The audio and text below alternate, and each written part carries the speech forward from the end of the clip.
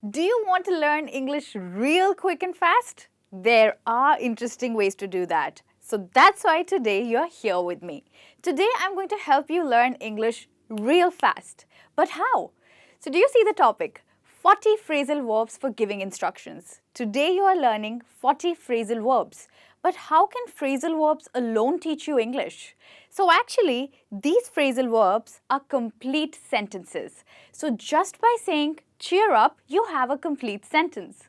Do you want to know the meaning of all these phrasal verbs? Then keep watching. This is Michelle, your tutor for the day.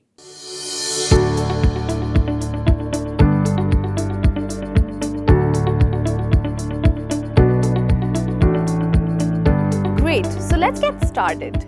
But before we get started, let's actually find out what are phrasal verbs. So here you see all these words. And here we have the word cheer, which is a verb, and same goes for lighten, chill, calm, and all of these phrasal verbs. Along with that, we have a preposition. So basically, a phrasal verb is a combination of a verb and a preposition. But in this situation, they form a complete sentence. So if you learn all these 40 phrasal verbs, I can assure you that you will gain great fluency and you will know what to say in lots of situations by giving the correct instructions. So let's look at the first one that we have. Cheer up. What do we mean by cheer up? So do you know someone who is very sad around you, or maybe you are very sad today? Then I would ask you to cheer up, which means that I would ask you to stop feeling sad or stop feeling miserable about your situation and to become happy. So if you want someone who's very sad to become happy, you would tell them, cheer up. And we always follow this with an exclamation mark. All right, the next one that we have is lighten up. Does it mean same as cheer up? Well, it's very near to cheer up. It does not have the same meaning, but it's very near. So you would use lighten up for a person who is really stressed, who's very worried. So maybe somebody has an exam tomorrow and you want to help them feel better. So you would not say cheer up, but you would tell them to lighten up, which means don't feel so stressed. It's okay. So this is lighten up for you. The next one that we have is chill out. So chill out is an alternative to lighten up. So again, if someone is very stressed, maybe they have a meeting in, just 10 minutes, you could tell them all the best and chill out. It's fine, you're going to be good. So chill out for you. Now here we have calm down. Okay.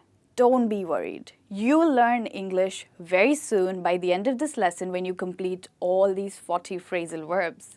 So calm down and don't worry. That's how you use this. Calm means to, feel easy and not feel worried. So this lighten up, chill out, and calm down are used for a person who's really worried. I hope you're not one of them. Okay, the next one we have is get out. Get out of the room.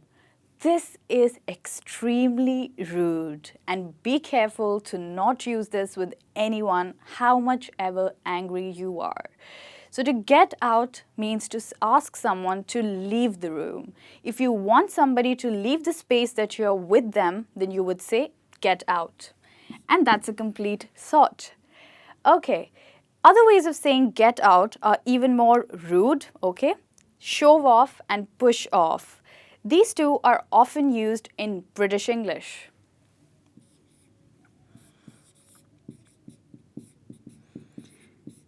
So they are very, very rude because they are slangs, but you can also use them when you want someone to leave the room humorously. So you have a friend in the room and you're just in a mood to joke around. You could use these slang words to say shove off or push off. So shove means push, which means move away or go away. So shove off and push off for you have the same meaning as get out. Get out is more formal and push off and shove off are more informal and used in British English. The next one that we have is pipe down. When would you use this? So the way I'm saying is pipe down. So if you're in a meeting or if you're in a very serious conversation with someone and there's someone around you making noise, murmuring constantly, and you want them to keep quiet, you could always say keep quiet, which is more general and almost everyone knows it. But if you want to sound a little bit different, you could say pipe down, which means don't make so much noise. So pipe down for you. And pipe down is not rude. You could often use it. And the next one we have is shut up. Now this is obviously an alternative to pipe down, and you have heard it earlier. The reason that we have it in this list is not to tell you the meaning, but to tell you to not use it, because it's very, very rude. So unless you're speaking to a very close friend, you may not want to say shut up, okay? And if you're talking to a Brit and they actually want you to shut up, they might tell you to belt up, which means, again, the same thing. Do not make so much noise, don't talk, or keep quiet. So, pipe down, shut up, and belt up for you. This means to do not make so much noise. Okay, the next one we have is, we have some guests coming in, right? When you have guests coming in, how do you welcome them? You welcome them by saying, come in, how are you? So come in is the way to greet your guests by welcoming them in your house, by asking them to come inside your house. So if you say come in to greet someone, that's absolutely correct. You don't always have to say good morning, good evening. You could just say, please come in. All right. And if your guests are very, very hungry and you have presented them food, you could ask them to dig in, which means to start eating. So if you want your guests to start eating the food that you've offered them, you could say dig in or start eating. So a much better way of start eating is to say dig in. What do we mean by dig actually? So dig means, if you're digging something in the ground or if you're taking something out from the ground, that's called digging inside the ground. Now, if you ask someone to dig in the food, it means to eat the food quickly. And obviously, they're not going to start digging the ground at your home. Okay, the next one we have is hurry up, hurry up, hurry up, which means do something real fast. And this is also a very common phrasal verb. It's a complete sentence. When you want someone to hurry up, it's enough to say hurry up, which means do it quickly, come on, be fast. So, hurry up for you. All right, the next one we have is hold on, please hold on, don't move. This means I'm asking you to wait. I'm asking you to stop doing what you're doing and wait for me. So if someone is leaving the room and you want to catch up with them, you would say, hey, hold on, okay? Or you could also say, hang on, which has the same meaning as hold on. So if you want someone to wait for you, you could say, hold on or hang on. Sometimes you might hear these phrasal verbs over the phone as well. When you're having a conversation with somebody and they want you to wait over the phone, they might tell you, hold on or hang on. Okay. The next one we have is, look out. There might be someone around you. Or watch out for the car, be careful. So if somebody around you is in danger and you want them to be careful, watch out or watch your step, which means watch carefully where you're walking, otherwise you might just trip. So if you want someone to wait and go carefully, you might tell them look out or watch out, generally in a very dangerous situation.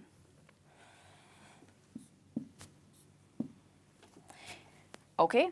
And if you want someone to walk carefully, you could say, look out for your step or watch your step. All right.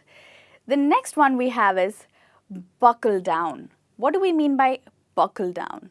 Buckle down means work hard. Do your work seriously. So if somebody is not working very hard and is slogging around in the office, you could say, hey, buckle down. Come on, we have only 1 hour to finish the project. So this means you want them to work harder.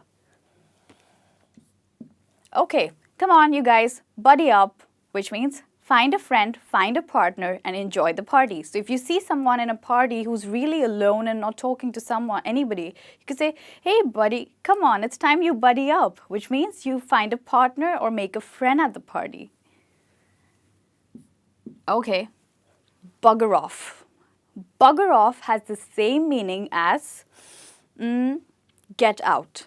Bugger off means to ask someone to leave the room or go away, and it's very, very rude. The next we have is butt out.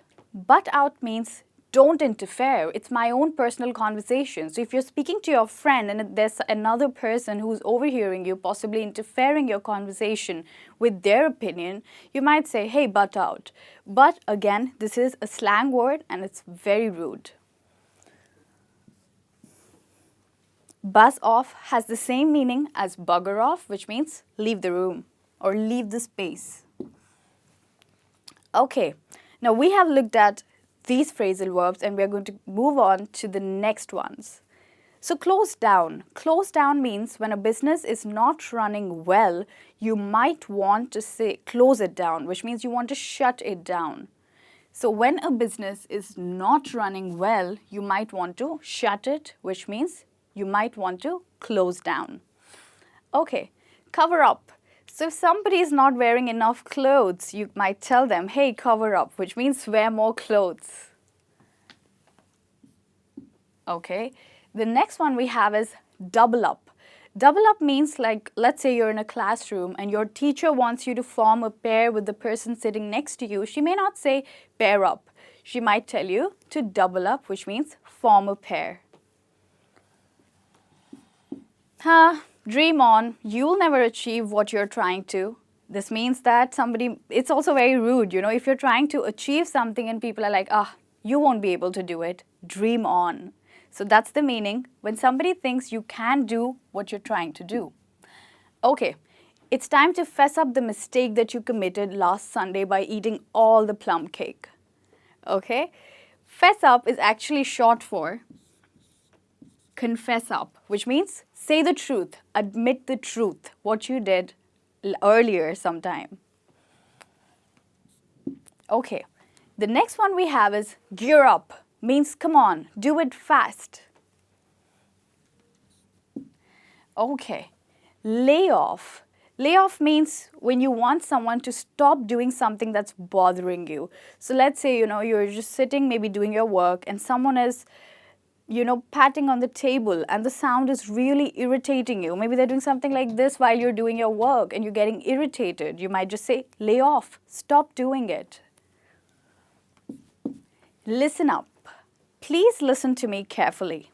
This is short for that. So if I want you to listen to me very carefully, I'd say, listen up. Loosen up has the same meaning as lighten up, which means don't feel so stressed out, everything is going to be fine. Sometimes when you enter a room which is completely full and there is no space to sit, you might ask your friend to just move a little bit so that you can get some space to sit. At that time, instead of saying, hey, move away, you could say, scoot over, give me some space. Okay, it's time that you smarten up, which means it's time that you start getting more aware of the things that are happening around you. Okay, we are almost summing up this lesson now, which means that we are almost closing this lesson. We are towards the end of the lesson and we are going to quickly summarize it. Yeah, I know. Are you getting bored and do you want to take off? Take off means that you want to leave. Then don't leave because we have some more remaining. Okay, do not walk away, all right? Walk away means, if you see that somebody is in a relationship which is not nice, which is not good for them, you could say, I think you should walk away from her, which means I think you should leave that relationship.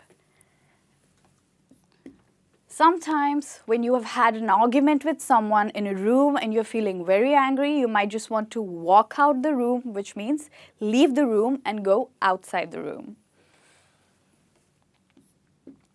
Okay, the next one we have is work away, means come on, do all your work and finish it up quickly. So work away. I'll soon write back to you, which means that I'll soon reply back to your email. Okay, and the last one is pronounced the same way as this write back. If I say write back to you, it means that I'll reply to your email, but if I say this write back, it means I'll be right back with another lesson for you, which means I'll come back soon or I'll come back immediately. So write back means I'll come back immediately. So as you've seen, these are all phrasal verbs that you can use as complete sentences, and do not forget to add exclamation mark with all of them because these are instructions and commands. Thank you so much for staying with me. Now you have become really fluent in English. Make sure you watch this lesson once more and revise all of them, learn all of them, so you can use them more fluently. Thank you so much for staying with me. Bye-bye.